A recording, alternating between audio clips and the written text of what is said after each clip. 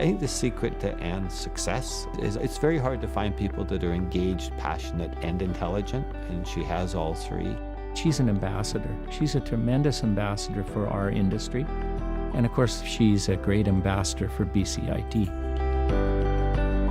Soon after I was born, my family and our siblings moved over to West Vancouver, and that's where I grew up, was on the North Shore. My interests were sports, whether it was skiing and hiking and running, track, basketball, and probably the biggest passion at the time, it still is, field hockey. And I had always had a passion for journalism. I knew that the journalists that I admired in Vancouver had gone to BCIT, and it was actually really hard to get into. I think there were only 40 spots, and there were a couple of hundred people that had applied, and I got in.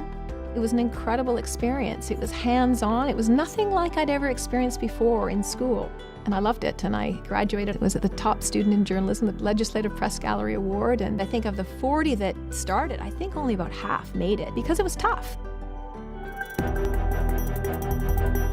My summer internship at BCTV was coming to a close, and I went to the assignment editor and I just said, "Can I stay on? Do you have room?" And they said yes, and that was really it.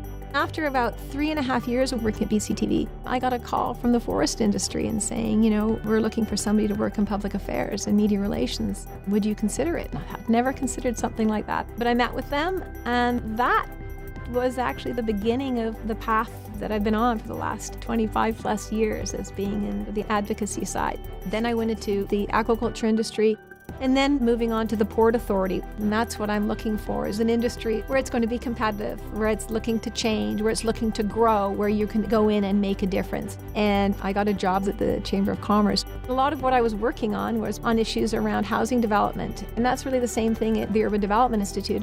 Now, the development industry that I represent accounts for about 25% of the province's GDP.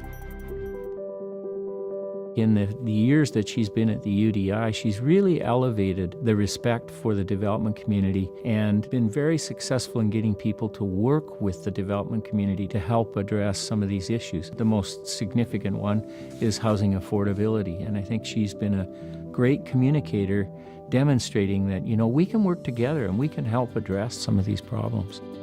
It's not the people that call her, it's how many people will take her call. And I think that's the power that she's taken on in the city, is anybody will take Anne's call. I like to think that that's the role that I play, is trying to bring, different positions together to come up with solutions that benefit all of us. It's hearing what people have to say. It's figuring out where their concerns are, and can you come up with those 2 or 3 things that everybody can agree on, and can you bring people together? She demonstrates what a BCIT education can prepare you for and help you achieve success. She's one of the people that really fit into a BCIT program that understands being practical and pragmatic is what's going to get us through life today. That's what's exciting, and that's what's fun and challenging, and most importantly, rewarding. And you feel passionate about where you live, and can you make a difference?